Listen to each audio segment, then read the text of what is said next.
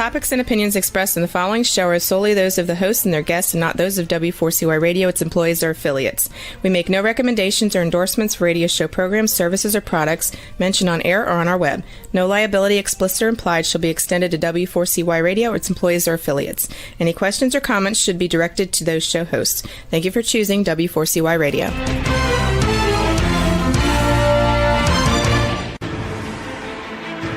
What's working on purpose anyway?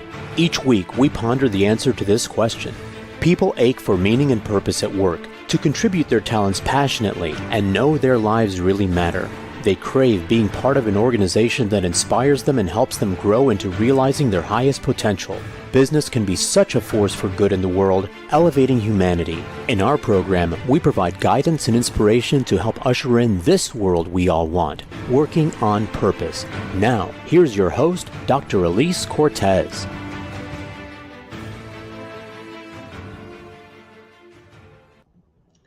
Welcome back to the Working on Purpose program. Thanks for tuning in again this week. Great to have you. I'm your host, Dr. Elise Cortez, joining you live from Dallas, which is home base for me. If we've not met yet and we don't know each other, I'm a management consultant specializing in activating meaning and purpose inside companies.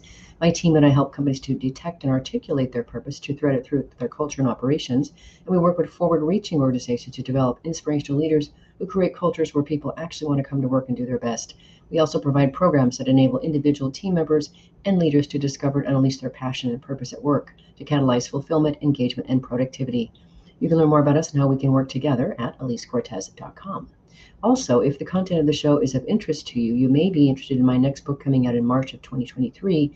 It's called The Great Revitalization, How Activating Meaning and Purpose Can Radically Enliven Your Business. You can pre-order your copy at bookshop.org or barnesandnoble.com. Now, let's get into today's program. With us today is Victoria Roos-Olsson, a senior leadership consultant for Franklin Covey. She is an expert in leadership development and has trained and coached leaders around the world for more than 20 years. We'll be talking about the book she co-authored, Everyone Deserves a Great Manager, the 6 Critical Practices for Leading a Team. She joins us today from a hotel room in New York City as she's in between her travels, and she dropped in to talk to us. Her home is Atlanta. Victoria, welcome to Working on Purpose. Thank you. It's so lovely to be here. Nice to meet you. Likewise, so happy to know that the world conspired to bring us together. Oh, it's really wonderful to get to share the mic with someone who has also, like me, been doing work around the world to develop leaders, and your unique insight. I just can't wait to peel it back. So let's start there, Victoria. Mm-hmm. Of all the things you could have pursued in the world of work, right? You could have been an architect, you could have been a space astronaut, you could be totally up to your eyeballs in accounting, but you chose leadership. Why? I was really brought up around leadership. Both my parents were entrepreneurs and they built a successful business within the hospitality industry. So I'm originally from Sweden. The US is the 10th country that I'm fortunate to live and work in. Wow. So I kind of grew up with those discussions and debates around the dinner table. All right, we have this challenge with this so-and-so, or who are we going to recruit for this role? And I guess that kind of intrigued me from an early age onwards. That's wonderful. Now, what city are you from in Sweden? Stockholm. Okay. I did visit Malmö in 1991. Well, my husband is from there, so. Okay, counts. I'm sure I saw him while I was there. I'm sure of it.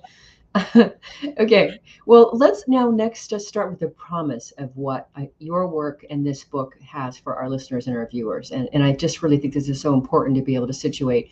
You say in the book, we know that the role of a first level leader is difficult, but it's worth doing and doing well because they can truly improve the lives and careers of their team members.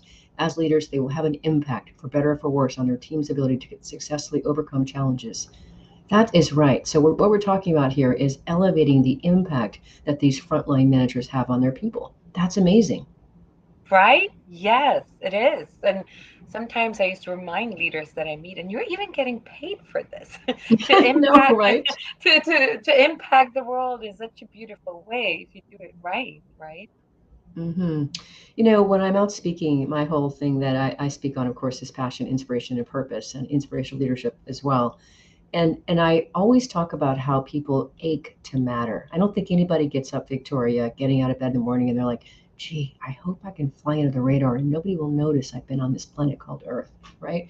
I don't think anybody that happens to anybody, right? No. So as a manager, you have an opportunity to really matter. Yes.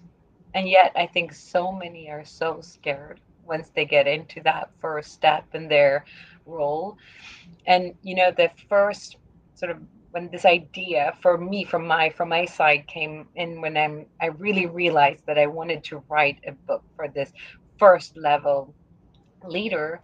It came to me a long time ago, and I had a friend, and she was newly promoted, or actually she gave me a call on a Sunday night, and she knew I was within the leadership space, of course, and she said, Victoria, I need your help. And I said, sure, tell me. Well, you know what, I've gotten a promotion. I'm like, oh, congratulations. Well, yeah, so now I'm going to lead this team of 5 salespeople. Or so I just need you to give me sort of the ins and outs. What are the things that I need to know? I said, sure. When do you start? She's like, yeah, it was a quick internal promotion, so I'm starting tomorrow. And so it was like she found out on Friday. On Monday, she was doing a team, and that was when the idea of came about for the first time. It's interesting. So we know this, and you talk about this in your book as well. Is that what happens is the vast majority, I would guess, of first-time managers are literally thrown into the role without preparation. Just like Yeah, this, you're great. You've been promoted. We need somebody to run the team. You're it. And what's interesting yeah, is, right. And so what I find fascinating about that, oftentimes, and you also write about this, you say, despite being promoted because of their great success as individual contributors in their organizations, many leaders often find that they're not prepared to lead and manage others effectively. And that disconnect, and I've also done a lot of that first frontline, first supervisor, first manager job where you go from individual contributor to now suddenly you're the manager. And that is a major step up for people. yeah, exactly. And I don't know if you picked up on that study, but Harvard Business Review did a study a few years back where they said the average age when people get into leadership for the first time is 30, right? So the average age when they get their first leadership development is 42. So it's a 12-year gap. And just imagine what other profession would we do that to? Say like, oh, congratulations, you're now a nurse and do it for 12 years. If you still like it and we'll give you some training. And Right. that's Or a what we pilot, do. We use you know, exactly. right? I want to get on that guy or gal's plane. Okay, you're 6 years into this 12-year stint here, and you're going to get training in another 6 years. I'll take a chance on you, Yeah. right? Right. And but then I want to really get our listeners and viewers present to this because I know that every one of the people listening or viewing has one been under somebody who was a new manager who really didn't know what they were doing and needed training, or two has been like your friend thrust into the role without that training and was scared witless kind of thing. I really want to presence just the impact and what that feels and all the lives that you actually impact. I had Tim Spiker on my show some maybe a year or two ago, and he wrote a book called Be a Leader Worth Following. And we opened the conversation, Victoria, with what the experience of when you have a bad leader, how that cascades. So he opened with, I had this awful leader, and I would come home and I would literally spew this negative, Yeah. onto my wife for an hour and a half to unpack my day. So that just fell over on her. If the kids were around, they got that too. The poor dog of sort also was, a victim. It just spews everywhere. And so eradicating this as quickly as possible is the opportunity. Certainly. And unfortunately, I think we learn as much from the poor leaders that we experience too, and the poor leadership. And this is something I'll never do once I get the opportunity. But you're absolutely right. But I think to your point, what you mentioned earlier, a lot of people get promoted, and most often they get promoted because they did their previous job so well. If you get Right. promoted within, right? So Right. you've done something, you've been proactive, you really push for your results, and you're really this dependable person that makes things happen. And it's usually based on those criteria that you get into leadership. It's the classical trap. We've talked about it for years, but it still keeps happening. So now that first shift that needs to happen, which we talk about then in the first chapter, is that all right, that's great that you've been really looking into being having that assertiveness and drive, but now it's not about you. It's about the people that you lead, and how are you Hmm. going to make them successful? Yeah. And getting even a bit more tactical, so we really set up why your book and its teachings are so important. You also write and talk about how these new people that have just been appointed are expected to transition from focusing on their own results to achieve the others overnight, and to know the strengths and weaknesses of their team members and to have all the answers just Yeah, overnight as they step into their new role. So just think about how impossible that is. yeah, it is.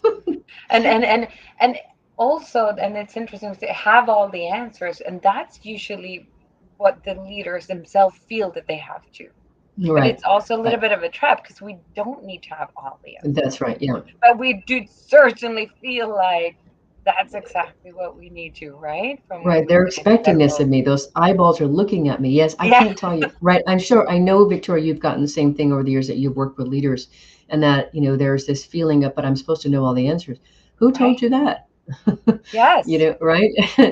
You're not going to know all the answers. It's literally impossible, Yeah. and that's why you have a team, by the way. Right. Yes. Yes.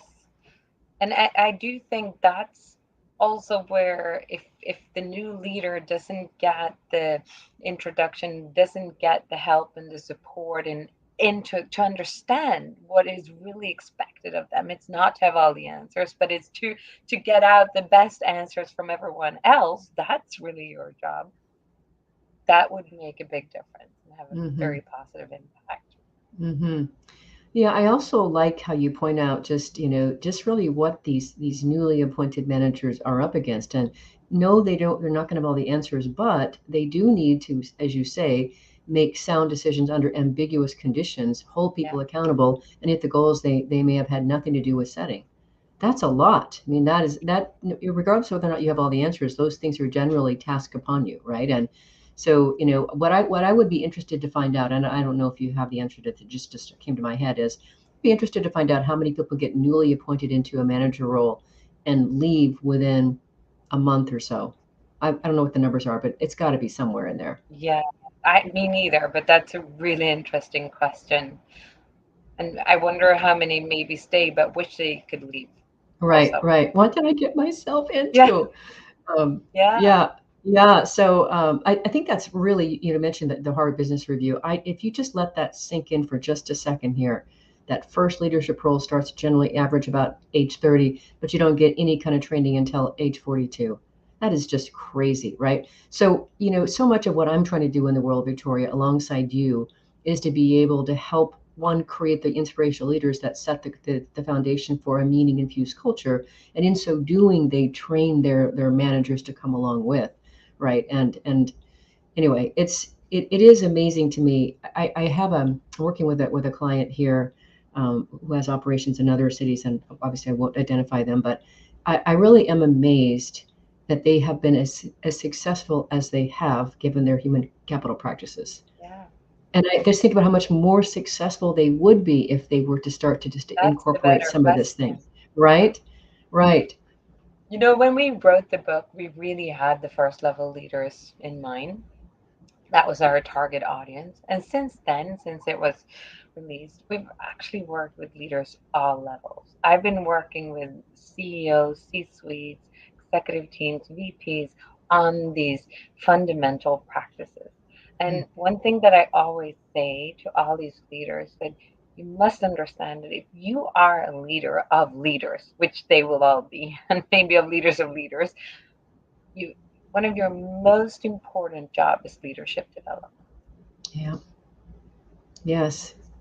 Well, so along those lines, Victoria, I pointed out a few things from your book that you mentioned that were common problems that first level leaders encounter and they must face. Are there others that come to mind that you want to be sure and surface for our listeners?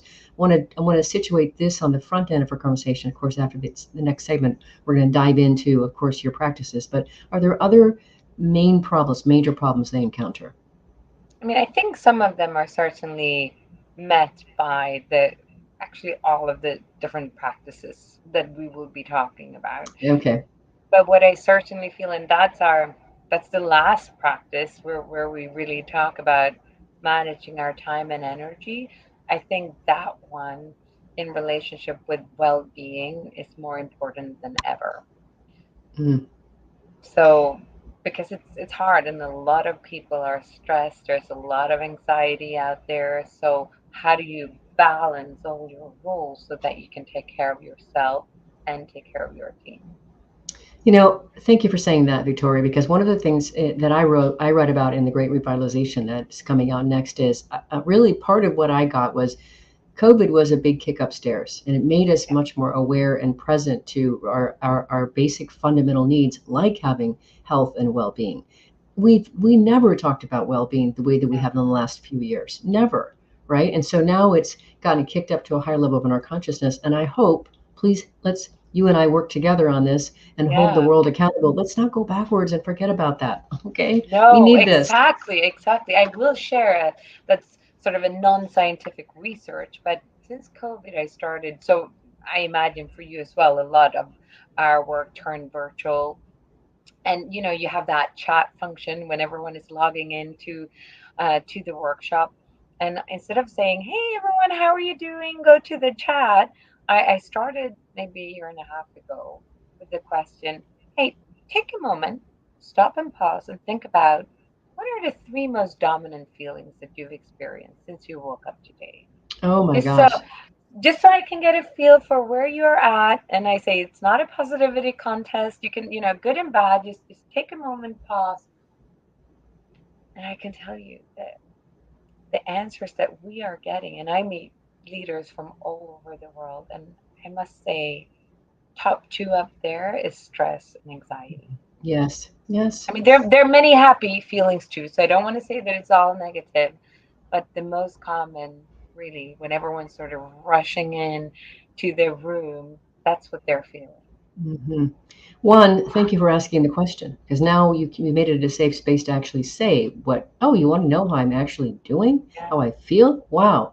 So I love the idea of starting that way. I do something similar, but not quite the same. But What do you do? yes, I do a temperature read and I give them four choices. Do you want to hit the snooze alarm four times before you get up, or do you wait? The other end of the spectrum is you're pretty much on fire for what you're up to all the time, kind of thing. It's a different way of asking a similar Hmm. question, but Yeah, but I I like like the that. I like the qualitative piece of that. You leave it broad and open for them. So the qualitative researcher in me loves that.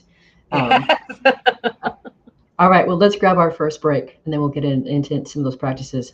I'm your host, Dr. Elise Cortez. We're on the air with Victoria Roos-Olsson, co-author of Everyone Deserves a Great Manager, the 6 Critical Practices for Leading a Team. We've been talking a bit about the promise of what it looks like to be a great leader and manager, and also some of the problems that face newly appointed managers. Now, after the break, we're going to start talking about the 6 critical practices in the book. Stay with us. We'll be right back.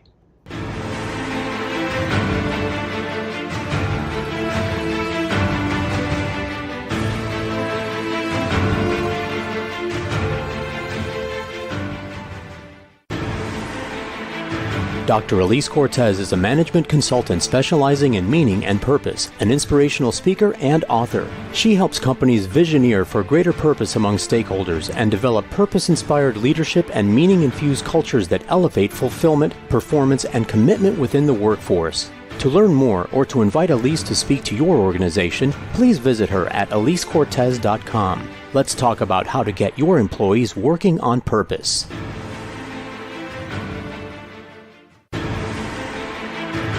This is Working on Purpose with Dr. Elise Cortez. To reach our program today or to open a conversation with Elise, send an email to Elise, A-L-I-S-E, at elisecortez.com. Now, back to Working on Purpose.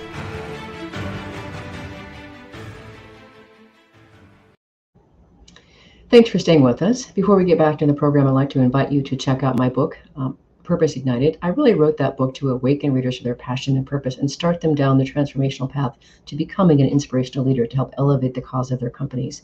I hope you'll check it out. If you're just joining me now, my guest is Victoria Roos-Olsson. She's a senior leadership consultant for Franklin Covey. She's an expert in leadership development and has trained and coached leaders around the world for more than 20 years. I'm your host, Dr. Elise Cortez. So now that we've set up just, the why we need this kind of training and what's the intervention here, let's talk about the principles that you've created in your book to help these new managers come along. And I want to really spend really most of the rest of the show really delving into the six projects. So we've got time for examples and any other anecdotes that you have. So the first one is develop a leader's mindset. Tell us about that. So it's a little bit what we've already discussed, making that step, making that transition from, all right, it's wonderful that I've been doing a great job, I've had a great career to date, but now it's really not so much about me anymore. It's about the people that I lead. So I would say it's a practice. It's perhaps a little less pragmatic than the other practices, but it's the starting point. And I often got the question from journalists when the book got on Wall Street Journal best-selling list around which are the most important ones. And I think they're all important. Actually, I have a few Mm-hmm. favorites probably. Maybe I shouldn't Mm-hmm. say that. But if we don't get this first one right, the others won't matter. Mm-hmm. Mm-hmm. Yeah. It's interesting. Just today, I was doing a coaching session with an executive at a bank that I'm working with, and she's a very, very high level woman, and she has very strong emotional intelligence that would Mm. assess her. But she did say, she said one of the things that holds her back is she has a hard time giving growth oriented feedback. It occurs for her as punitive. And Yes. I said, and so I said, well, what if we could change the way that occurs for you? What if instead of you feeling like it's punitive, that you're actually communicating, as the Coveys say, you're communicating worth and potential in such a way that they feel so inspired to be able to reach forward and realize that. What if you were to communicate that kind of feedback, that you see something so much more than they currently are today? And there's a few steps they have to actually correct their actions to get there, but you can see that for them. How would that change your perspective on leading them and giving that kind of feedback that would help them grow into realizing their potential? And of course, that was a different view for her. Yeah, how beautifully put. So, how fortunate she is to get to spend time with you. But it also shows to the point that even senior executives, Right. exactly to that point, feel that way around many of these practices that we sort of, let's not talk about it with senior execs, but they need to work on it. Just, and I sometimes I see, just like Tiger Woods need to continue to work on his basic swing, so does leaders, right? For all these different practices. Yeah. Well, the other thing that I think this might go into this bucket, and if you've got like a story, I know your book is also full of stories and anecdotes to illustrate these points. I'd love to hear one. But one thing I'll say too along those lines in terms of developing a leader's mindset that seems to me, what I run into, and I know you do too, Victoria, is when I'm working with someone and they express frustration with people. And invariably, the frustration they're experiencing is that they find that somebody isn't able to keep up with their superpower. They haven't recognized that this is their superpower. And leadership is about recognizing everyone else's superpower and what's yours in distinguishing. So we get frustrated because this is really easy for us, and why can't everybody else keep up? It's obvious what strategy we should be putting into place here, isn't it? And what I always say to my the people I work with is, do you think Superman comes up to someone that he's been working with and he says, why can't you jump over that 50 story building? It's easy. It's nothing to it. Get to it already. He's not judging you because Yeah. you can't jump over that tall building. That's his superpower, right? So, do you have a story or something to further illustrate the importance of developing a leader's mindset or how it makes a difference? I love that approach, what you're saying of saying look for the talents that might not be the same and challenge yourself that what is really the end result? Maybe it's not done the way that you wanted it, that you would have chosen to do it, right? But still it's you're getting the excellent results that you're looking for. And then it's okay. I do think that when it comes to so I've been a leader myself for many, many years and which is perfect because I can really draw from those. I've walked into, as you know, from having read the books, all the traps that I've walked into. And I don't think I shared this example in the book, but at one point in my career, I went back from being a leader to an individual contributor. I wanted to work within the commercial side of the business as well.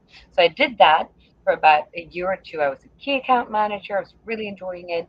And then yeah, after less than 2 years, I then became the director for all the sales director and had all the other key account managers reporting into me.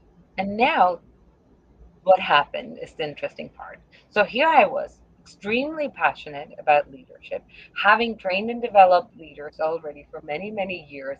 So I know the things. But some little voice in my head was telling me, Victoria, you don't really deserve to be their leader unless you are awesome at the job to be done. And I think Mm, this is the trick that most leaders that get promoted into leadership for the first time, they don't get to be just the coach. They also still need to be the player. And so here I am, and I am still having my accounts, and I'm now also the leader of the sales team. And some part within me is just telling me, and this is what we were talking about in the book, of this mindset that mm, they will not really respect me unless I'm the best at selling. So when it came to me starting to really have to, as any leader needs to do, how am I going to choose what to spend time on? Of course, I coached them. Of course, I did all these things. But it was easy to say, well, I better finish my own deal here so that I don't look bad in front of my team. And yes, so I stayed successful, but my team weren't moving forward. So it was only when I stepped back and I went to our CEO and we had a long conversation around it.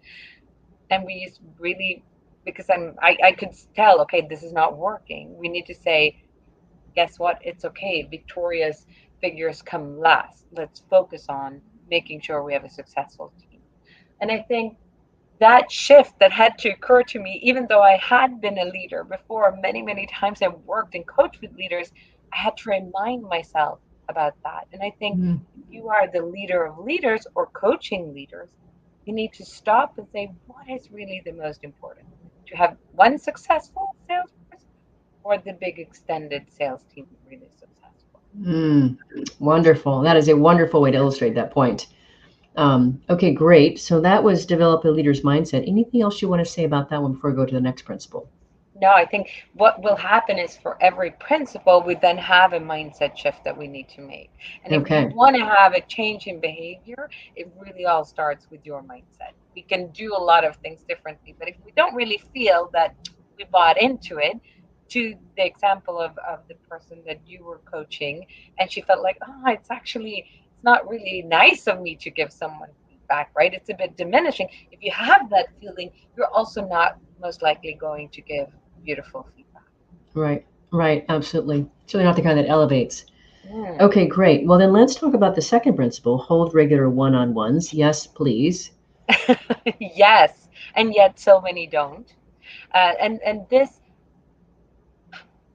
this is one practice. So since we wrote the book, so we use this within Franklin Covey. It's one of our leadership programs. So we really I meet leaders weekly almost working with these practices. And this is the one that everyone kind of knows we should have one-on-ones, but yet they don't because we're so busy or we don't take time and we don't do it properly. So this is where we go in and really talk about how we listen, right? Because so very often we talk about how do I get my message out? How do I, when we talk about communication, we're really looking about the sending, but not so much about the receiving. So we're really, really digging deeper into stop for a moment and just hear people out. That's in its simplicity so powerful. Hmm.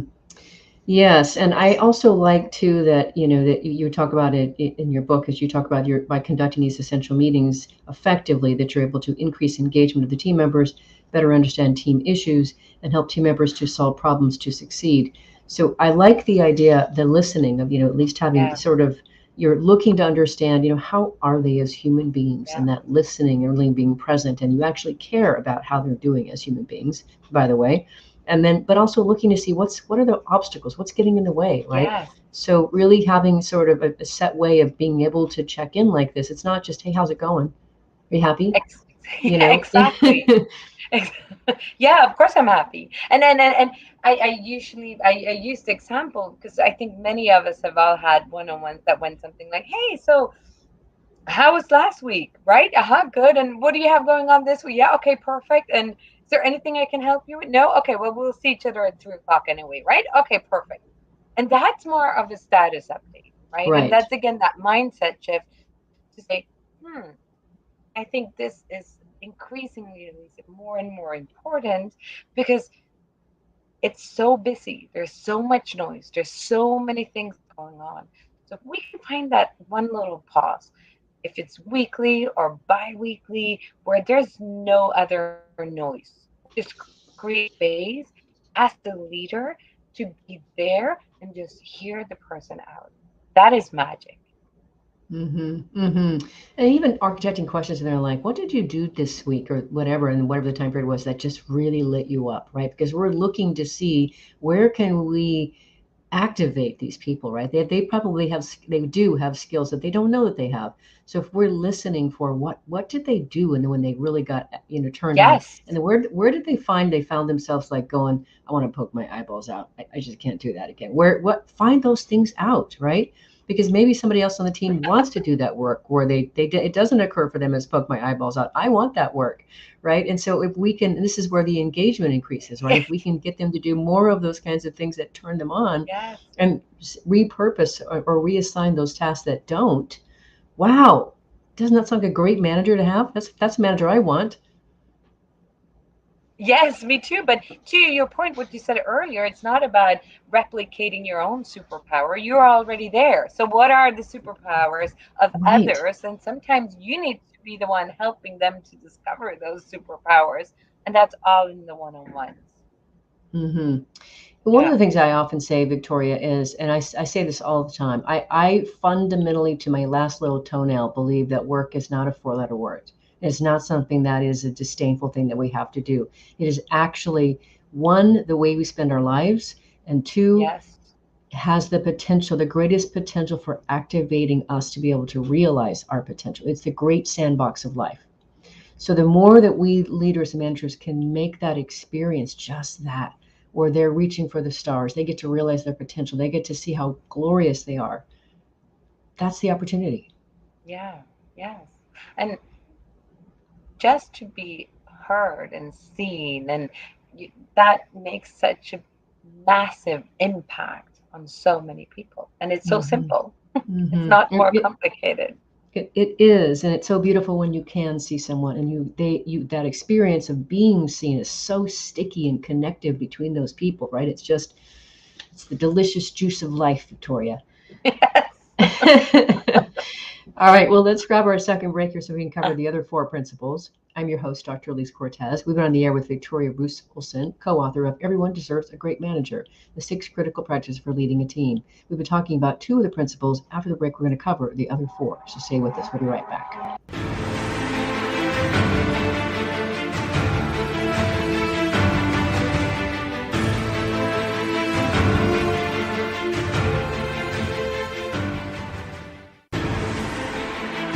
Dr. Elise Cortez is a management consultant specializing in meaning and purpose, an inspirational speaker and author. She helps companies visioneer for greater purpose among stakeholders and develop purpose-inspired leadership and meaning-infused cultures that elevate fulfillment, performance, and commitment within the workforce. To learn more or to invite Elise to speak to your organization, please visit her at elisecortez.com. Let's talk about how to get your employees working on purpose.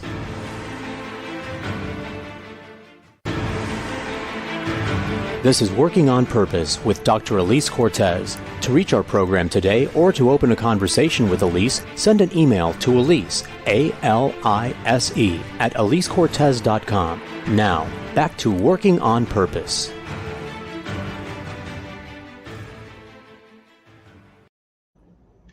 Thanks for staying with us, and welcome back to Working on Purpose. One of the bit of news I want to share with you is the anthology I worked on curating is out and published. It's called Passionately Striving and Why. It's a collection of 25 intimate stories from women around the world that I recruited and they share how it is they discover their purpose and now they're serving from it. So it's meant to be one part inspiration and secondly an education on what was their path, that you might recognize something for yourself and find your own way along the way and come with us. So I hope you'll check it out. If you're just joining the program today, we have with us Victoria Roos-Olsson. She is a senior leadership consultant for Franklin Covey, and she is the co-author of Everyone Deserves a Great Manager, the 6 Critical Practices for Leading a Team. I'm your host, Dr. Elise Cortez. So let's get the last 4 here and bring them home so our people can walk away. I always like people to be able to leave the show, Victoria, feeling like they've been educated and motivated to actually put these things to work. So I love how we're giving them something they can immediately put to work when they go to work tomorrow morning. So number 3 principle is set up your team to get results. Mm-hmm. How do we do that? Yeah. So in this chapter, we're really talking about 2 different parts. And one is to work with your team, I'd say, and one would be to work with the individuals on your team. And that first part with your team is to be able to articulate the why behind the what. So Mhm. we're here working on purpose. And I think this is so important um, to most people today, even everyone. And I think leaders in general can get better in articulating this purpose. So this is the part where, so how do I do that? How do I share that? How do I set it up so it's inspiring, taking time to say, what's in it for my people? Why would they want to follow me? So and really breaking it down into goals. The other part is where we go in and look into delegation. And the first thing I ask when I meet leaders is, why do we delegate? And the most common question, well, because I can't do it all on my own, which obviously is true.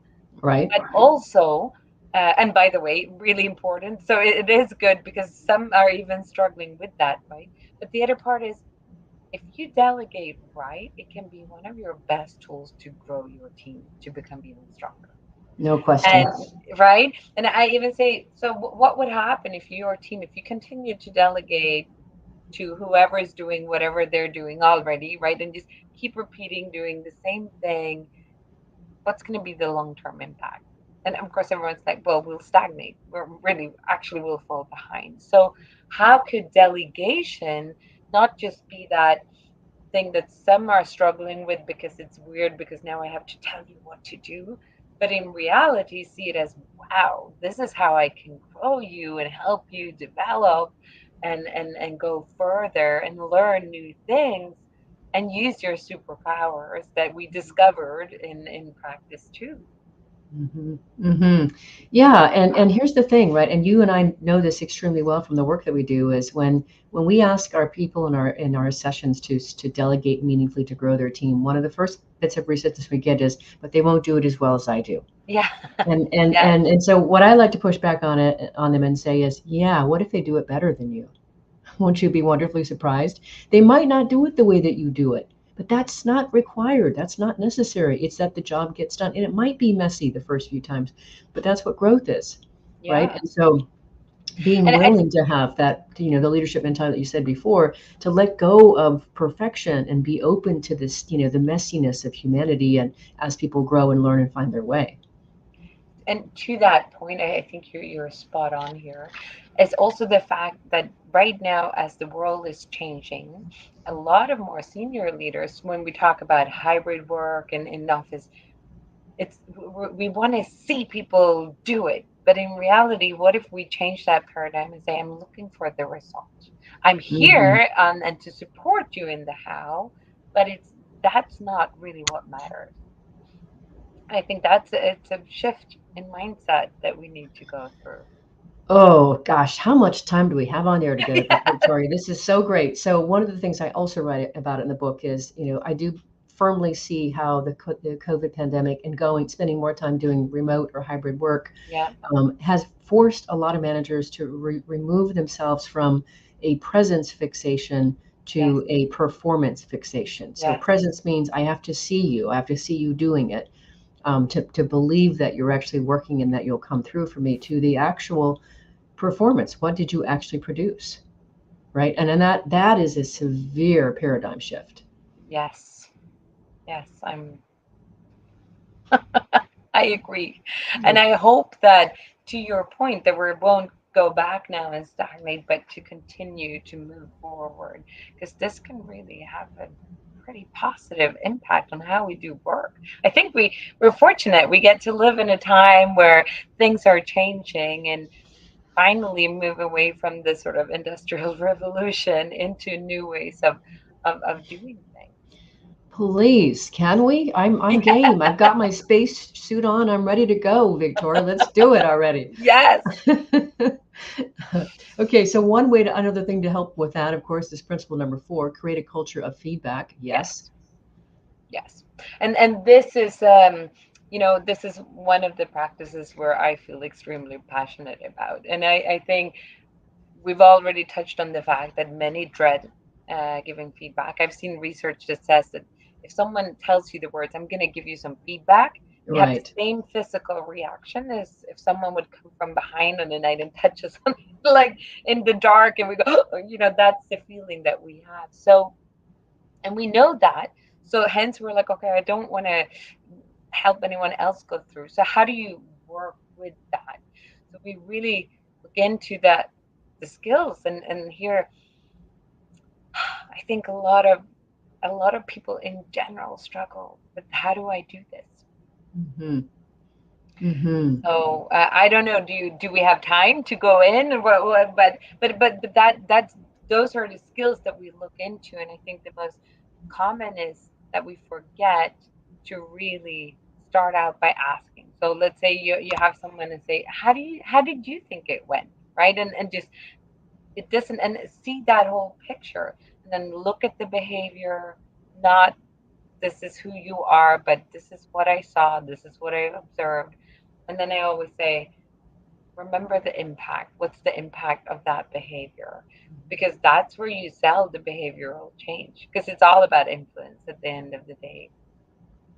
And You not know, to forget, all of this works as well for the reinforcing feedback. So right. high performing teams give each other 5 times more positive feedback.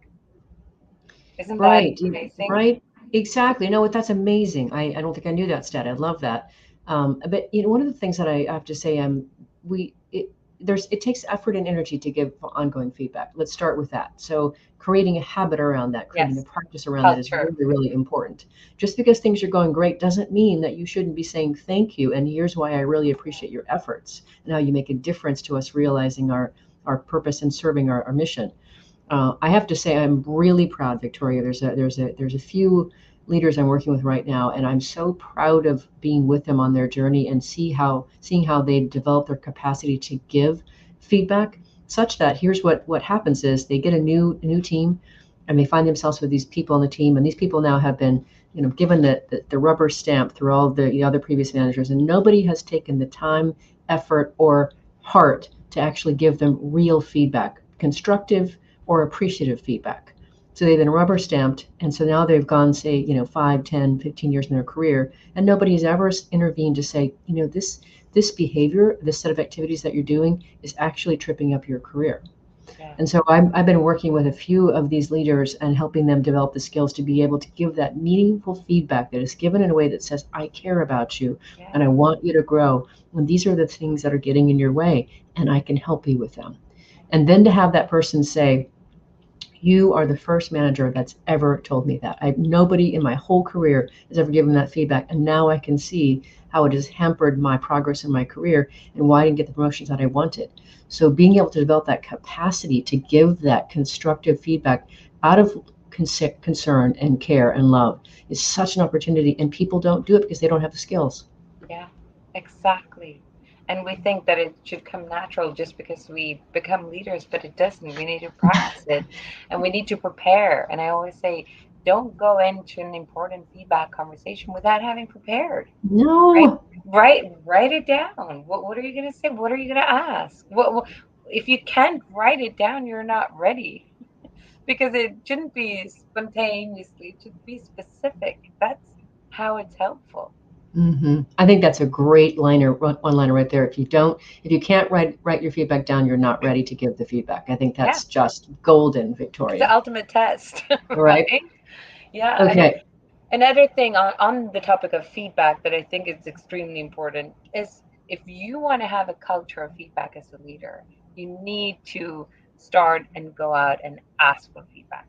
And I Oh, meet so many leaders and they say, yes, Victoria, I do that all the time, but everyone is saying it's just fine. It's like, oh, no, yeah, everything is doing good. So, well, you need to be a little creative, right? You need to think of ways, because, of course, if your manager came to you right now and said, oh, do you want to give me some feedback? You would think, well, I'm not going to mention that thing that annoys me, right? You need to create space. And that's a story that I know is appreciated from the book that I'm sharing. And this is it's quite some time, maybe 10 years ago at least. And I was leading a very diverse team, and we had gone through a lot of turbulence, not only in my team, but in the entire organization. So I thought, okay, I need to recuperate, get everyone together, and get some feedback on what's really working, what's not working. So I did an activity that I normally do with clients. I got my team together, I put them into smaller teams, and I gave them 40 minutes to draw a picture. I said, I want you to draw a picture of our team, how we're working, how we're communicating, how you're being led by me, how we're achieving, all the things that wow. matters. My team loved this activity. So they got straight into work and, all these different groups drawing. To my horror, one of the teams came back with this frantic flight with me as their captain, wearing this turquoise scarf that apparently I wore way too often to work because it ended up on this picture.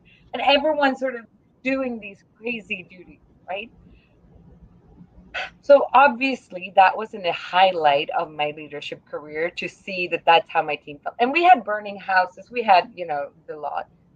But at the same time, I felt so proud of my team for feeling safe and feeling so brave that they could tell it the way they felt, right? Yes. You made that space. Yes. Yes. And we sat down, and there were so many of the things that were frustrating that actually they weren't really down to me. It was organizational, but that didn't matter. I was there. I was just listening, taking in.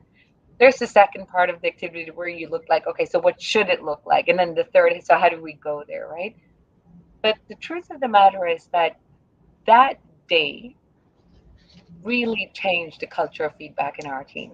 Because after that, and I think we had 14 different nationalities in that team. So of course it's hard. But after that, everyone else was so receptive to feedback. It was like, well, if Victoria could take that day, I mean, we all can take. We know there's the intention is to really help each other to get better. So I think that as a leader, don't just say, "Oh, give me feedback," or "I'm open to feedback," but actively go Live it. and look for it. Yes. Hmm. That was brilliant, Victoria. That is, I love that. Our listeners and viewers, they can use that immediately. Draw what our team and my leadership looks like. And oh my gosh, and then you have the other two steps. But okay, I love that. We are getting close to being out of time. I just want to quickly say, have you just say there's two more principles. If you could Mhm. just say them quickly, and then when we want to go ahead and close. Yes. So then the fifth principle is lead your team through change, which obviously is extremely relevant. Here you get tools on how you do that, the emotional roller coaster of going through change. And finally, the one that we touched on a little bit at the start, how you manage your time and energy as a leader. Because you're going to make all of this. It takes time, it takes energy. So you really need to be very intentional on how you do that. Hmm. Was that quick Beautiful. enough? It was great. Let me just recap this for our listener and viewers. The six principles that you want to dig into this book here that can make a profound difference in your management are: one, develop a leader's mindset; two, hold regular one-on-ones; three, set up your team to get results; four, create a culture of feedback. And Victoria just gave you that idea in spades. Five, lead your team through change; and six, manage your time and energy. So much there to unpack, and so much that we can delve deeper into. This is a primer, a way to get people kind of into it and just start using this, get the book and take it to the next level. So the show's listening to by people around the world, Victoria, that are out to be able to create those workplaces where people actually want to come to work and do their best. We create those inspirational leaders that lead them to their greatness. We do business that betters the world. What would you like to leave them with? That you have a gift and an opportunity to really make a difference. So use it well. Oh, what a Enjoy it. beautiful piece. Yeah. What a beautiful close. Victoria, I'm so happy to know you. Now that we're connected, you can run, but you can't hide from me, right? Okay. So Likewise. we're I can't connected. wait to read your work even more. Likewise, thank you for all the ongoing work. So, listeners and viewers, if you want to get in touch with Victoria Roos-Olsson, connect with her, learn about her work or her book, the best way to do that is to find her on LinkedIn. So, the way you spell her name, it's her first name is Victoria. Her last name, her last name is Roos-Olsson, Roos, and then separate word Olsson, Victoria Roos-Olsson.